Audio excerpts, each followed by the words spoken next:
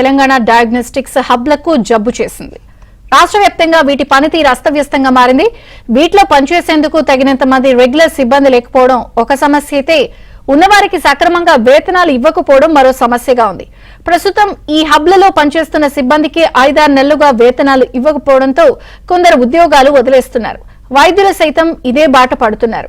దీనికి తోడు diagnostics హబ్లలో quality control కూడా సరిగ్గా ఉండటం లేదని, రోగుల రిపోర్టులు సరిగ్గా రావడం లేదు అనే ఆరోపణలున్నాయి. మెషిన్లు పాడైతే సకాలంలో మరమ్మత్తు కూడా చేయించడం లేదని అంటున్నారు. జాతీయ వైద్య ఆరోగ్య మిషన్ పథకంలో భాగంగా తెలంగాణలో డయాగ్నోస్టిక్స్ హబ్ల సేవలు 2018 జనవరిలో ప్రారంభమయ్యాయి. తొలుత హైదరాబాద్కే పరిమితమైన ఈ సేవలను ఆ తర్వాత అన్ని జిల్లాలకు విస్తరించారు.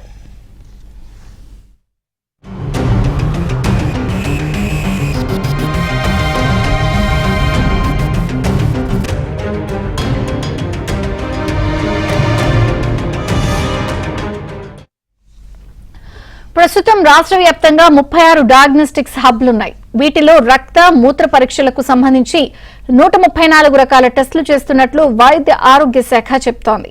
కొత్తగా ఏర్పాటైన చోట మాత్రం 57 రకాల పరీక్షలే చేస్తున్నారు. డయాగ్నోస్టిక్స్ హబ్లలో ల్యాబ్ టెక్నీషియన్లు, ల్యాబ్ అటెండర్, రేడియోగ్రాఫర్ తో పాటు ల్యాబ్ మేనేజర్ ఉంటారు.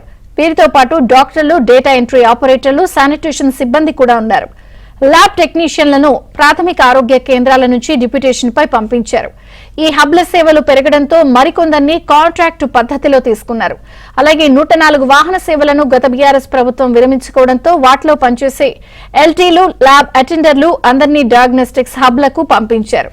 ఇలా సుమారు 500-600 మంది సిబ్బంది 104 వాహన సేవల నుంచి వచ్చారు.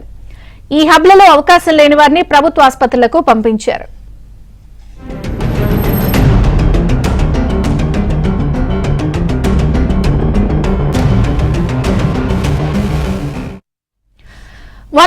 వాహన సేవల సిబ్బందికి వేతనాలు గతంలో వాటి నిర్వహణ సంస్థ ఇచ్చేది.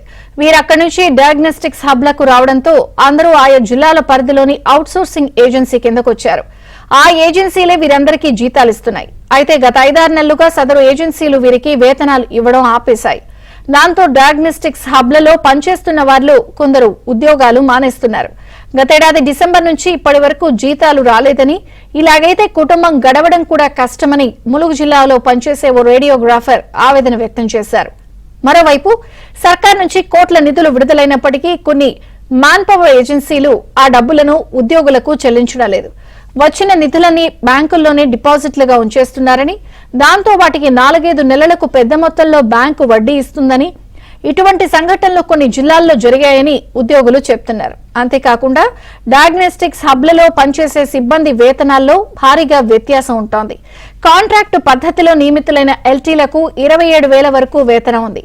104 వాహనాల నుంచి వచ్చిన ఎల్టీలకు మాత్రం కేవలం 22,750 రూపాయలు మాత్రమే ఇస్తున్నారు. ఇందులో వివిధ కటింగులు పోను బ్యాంక్ ఖాతాలో జమ అయ్యేది కేవలం 20,000 వారు ఆవేదన వ్యక్తం చేస్తున్నారు.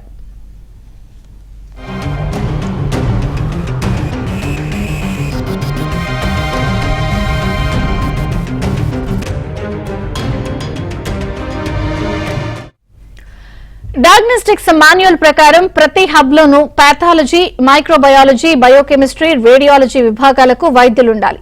కానీ రాష్ట్ర వ్యాప్తంగా డయాగ్నోస్టిక్స్ హబ్లలో ఈ వైద్యులందరూ లేరు అన్నది బహిరంగ రహస్యం. చాలా చోట్ల పాథాలజిస్టులతోనే నెట్టుకొస్తున్న పరిస్థితి ఉంది. అలాగే రేడియాలజిస్టులు కూడా చాలా తక్కువ మంది ఉంటున్నారు. దాంతో అందుకు సంబంధించిన రిపోర్ట్లను రేడియోగ్రాఫర్లే చూస్తున్నారు. డయాగ్నోస్టిక్స్ హబ్లలో ఎల్టీలు, మెషిన్లపై పరీక్షలు చేసిన అనంతరం ఆ రిపోర్ట్లను వైద్యులకు చూపించి వారితో ధృవీకరించుకోవాలి. కానీ ప్రస్తుతం ఎక్కువ హబ్లలో సంబంధిత వైద్యులు లేరు. ఎల్ఎన్టీ డిప్లొమా చేస్తున్న విద్యార్థులు ఇంటర్న్షిప్ కోసం హబ్లకు వస్తూ ఉండడంతో వారితోనే రిపోర్ట్లను మమా అనిపించేస్తున్నారు.